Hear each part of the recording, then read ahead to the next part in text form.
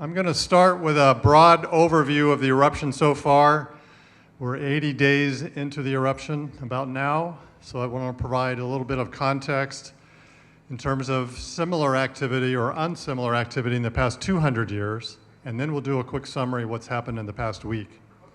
So the main message is that what we're observing now is unprecedented in the past 200 years in terms of size and scale, but not in terms of process. This has occurred before, particularly during the 19th century, where there were multiple collapses of the summit area and eruptions down in the East Rift Zone, at least one large one in 1840. So at the summit, okay, I just said that. This is the largest sequence of collapse that we've observed in the past 200 years. In the Middle East Rift Zone, you remember Pu'uo'o. Pu'uo'o erupted for 35 years. That was the longest lived eruption in the whole East Rift Zone in over 500 years. And it probably set up the conditions that were ripe for lava or magma to be able to travel underground all the way from the summit out to this area. And then the lower East Rift Zone. This is the most voluminous eruption in the past 200 years. It's the highest eruption rate that we've measured for Kilauea. It's many, many times larger or higher than the eruption rate for Pu'uo'o. And that's why there's just so much darn lava pouring across the ground every day, every week. And also, the emission rates of sulfur dioxide gas are very, very high. And they're the highest that we've ever measured for Kilauea. And that is creating quite a bit of poor air, to say the least. So this is a summary of the dates and length of time and volumes of eruptions that occurred in 1840. It lasted for 26 days, erupted about 205 million cubic meters. So the exact number may not make that much difference. But look, in 2018, so far, we're 80 days into the eruption, and we're on the order of maybe 450 million cubic meters that have been erupted. So this is about equivalent to 8.5 million cubic meters every day, 8 to 10 million cubic meters. It's just incredible to try to imagine that much lava coming out of the ground, but so it is. In 1955, eruption lasted 88 days and produced about 81 million cubic meters. These are all estimates, of course. We don't have an exact volume. 1960 was 37 days and 122 million cubic meters. Clearly, this activity now is unprecedented in the past 200 years. Okay, so in the past week, there's been a little bit of channel modification down by Kapoho Crater. It was a week ago, on about July 10th, that the channel became blocked just upstream of Kapoho Crater as sections of the levees broke off, floated downstream in the lava channel, and then basically kind of blocked when they kind of got stuck in a narrow area. So that led to a backing up of lava, filling up, and overflowing of the channel. And within a couple of days, that resulted in a new channel completely going to the west of Kapoho Crater through there. So it took a more direct shot. In fact, somebody last week asked me, why doesn't the lava just take a straight shot and go right down to the coast? Well, it did. So we haven't seen any lava flowing in the old channel out through here in the past week on the surface, but clearly lava is making its way through that part of the old flow because you can see the steam rising along the edge of the coast.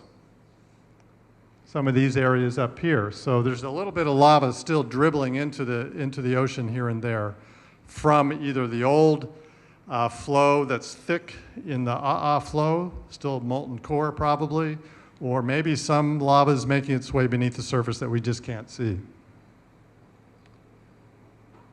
This is a little photo taken this morning with some sketches, and right at the junction where the original channel went, right here, there is still a little bit of overflow activity. So the situation is a little bit tenuous, and it wouldn't be a surprise if there were additional overflows and maybe the channel finds its way back in the old channel or finds a new path somewhere. So that's an area that we're trying to track pretty closely with our overflights and also with the use of the drones during the day and the evening.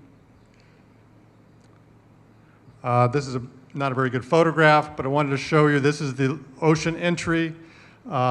On Saturday, it was about 950 meters from the Isaac Hale Park, where the boat ramp is.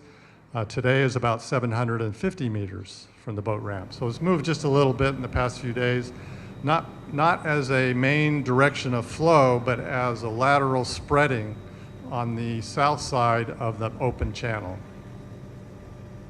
So there's where Isaac Hale Park is located, right there, and you can see where the active lava is with the white steam plume.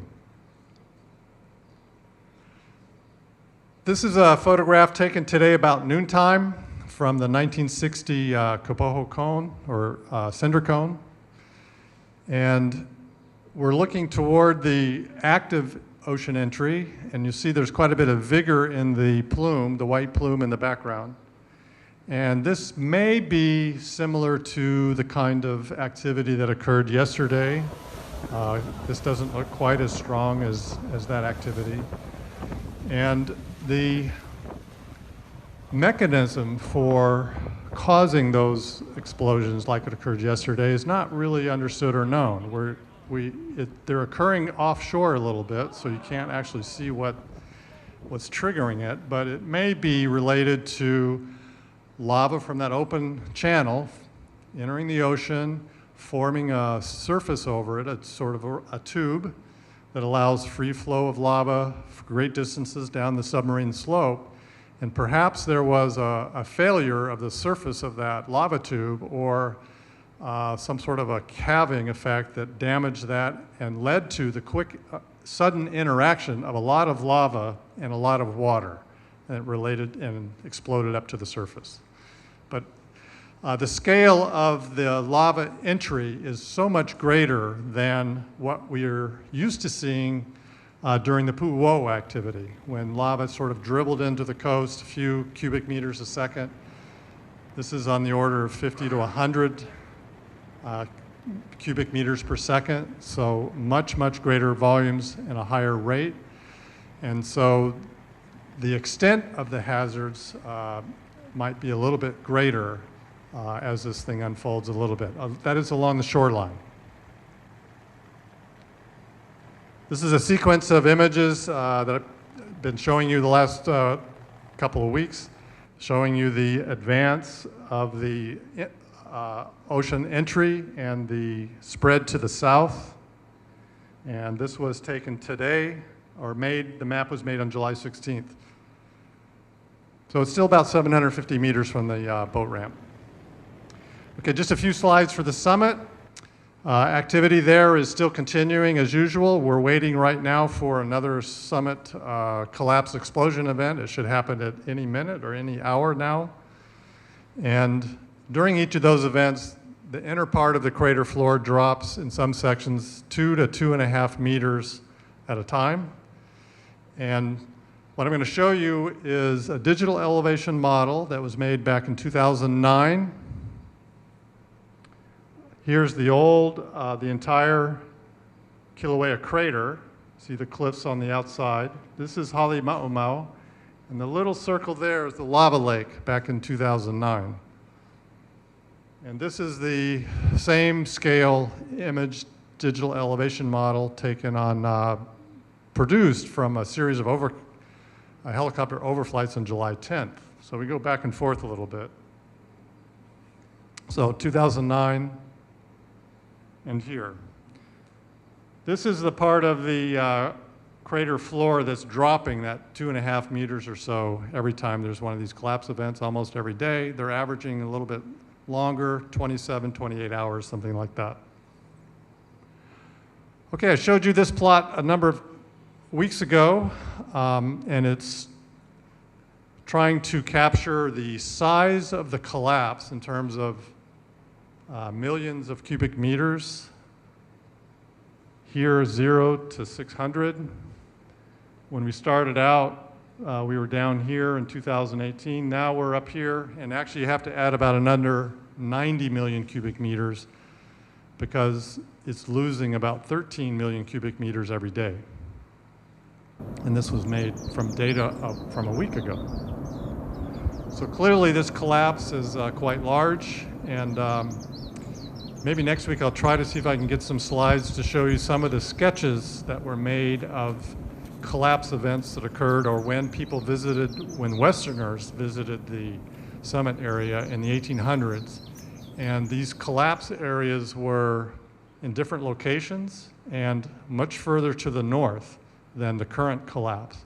So far it's on the same process, magma draining away from the summit reservoir and entering the rift zone, and then the overlying material doesn't have any more support, so it collapses into that reservoir and probably will keep going until the magma reservoir stops draining away.